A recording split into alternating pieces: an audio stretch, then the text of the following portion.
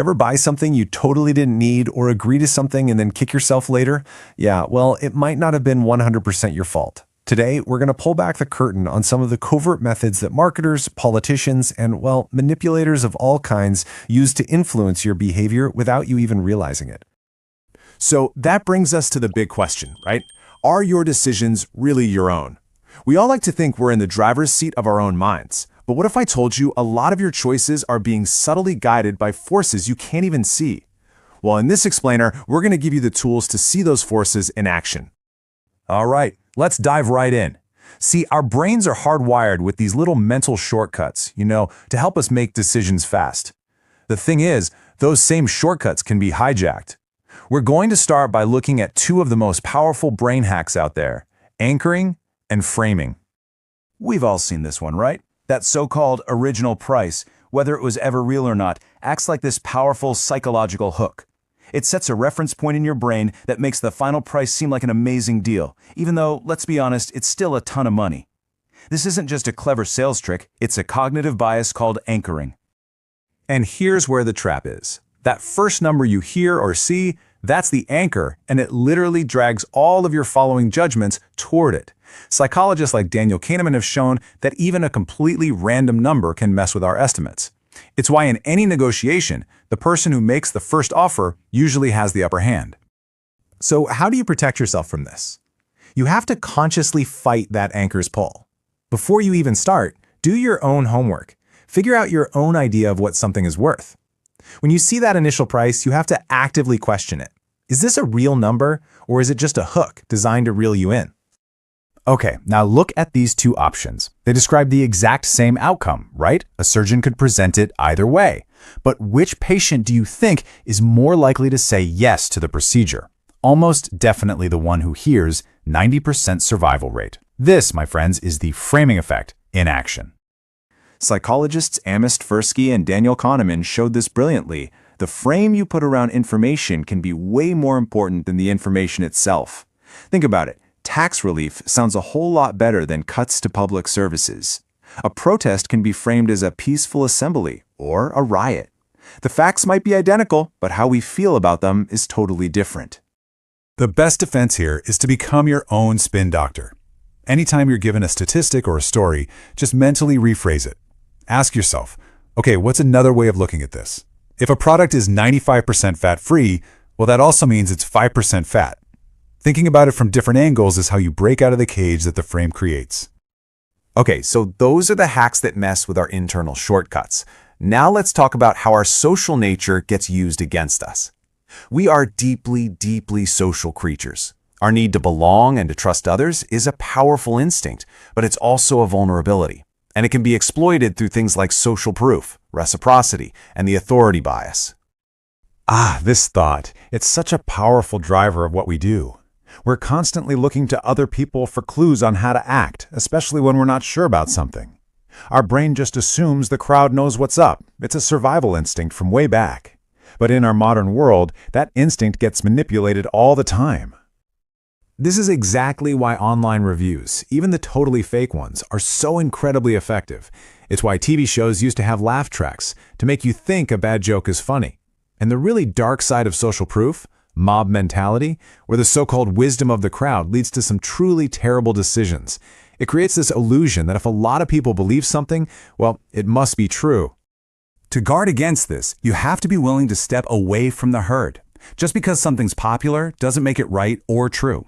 You have to ask, is this book a bestseller because it's great or because it has a bestseller sticker on it? Are these 5-star reviews from actual customers? Doing your own digging is the ultimate shield against the herd mentality. You know that feeling, right? That's no accident. That is a carefully set reciprocity trap. When you get that little piece of cheese at the grocery store or a free month of a streaming service, you're not just getting a sample. You're being handed a psychological debt. Now, this urge is actually a really important part of human cooperation. It's what makes society work. But here's the twist. Manipulators exploit it.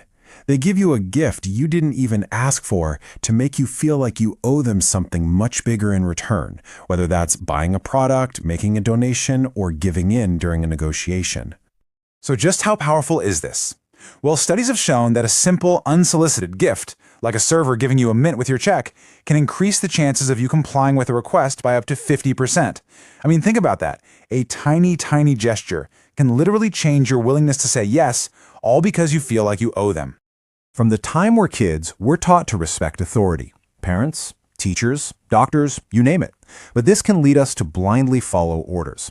Stanley Milgram's famous and frankly chilling experiments showed that normal people would give what they thought were painful, even deadly electric shocks to someone, just because a guy in a lab coat told them to. This bias is why an endorsement from an expert, or even just a uniform, can be so incredibly persuasive. Okay, now for our final set of tactics. These ones basically bypass logic altogether and aim straight for our deepest emotions. These methods prey on our fear, on our desires, and the subconscious parts of our mind, using powerful tools like scarcity and subliminal messaging. Limited time offer, only 3 left in stock. Sale ends today. You know the drill. These phrases hit a panic button in our brain. The fear of losing out on something is often a way more powerful motivator than the desire to gain something. This is called loss aversion, and it makes us act impulsively, buying things we don't even need just because we're scared they're going to disappear. And the effect is, well, dramatic. Marketers know for a fact that creating this sense of urgency can literally double the chances that you'll make a purchase. So next time you feel that pressure, that FOMO creeping in, just pause, take a breath, and ask yourself, is this scarcity for real, or is this just a tactic to make me act before I think? Now this one sounds like something out of a sci-fi movie, but it is very, very real. Just maybe not in the way you think. Flashing drink Coke for a single frame in a movie? That's banned. But subtle cues are at work all the time. The color red in a sale sign? That creates urgency. The type of music playing in a store? It influences how fast you shop. These messages slip right past your conscious filter and plant suggestions directly in your subconscious. So, we've just gone through a whole arsenal of psychological tactics designed to influence you. But you know what? Just being aware of them is the first and most important step in defending yourself. So let's recap how you can turn all this knowledge into a powerful mental shield. So here it is, your mental toolkit. It's really all about questioning what's put in front of you, whether that's the first price you see, the credentials of some expert, or how popular an idea seems to be. It's about recognizing when your emotions are being played, from that feeling of obligation you get from a free gift to the panic of a limited time offer. And it's about actively reframing what you see and hear so you can break free from these traps. Ultimately, it all boils down to this. You can't defend against a threat you can't see. The point isn't to make you paranoid, it's to make you aware. That awareness is your ultimate shield. It's what allows you to make conscious, deliberate choices that are truly 100% your own. And that is the question I want to leave you with. As you go about your day, start looking for these tactics. You'll see them in ads, in the news, in your daily conversations. And once you start to see the strings, you'll be absolutely amazed at who and what is pulling them.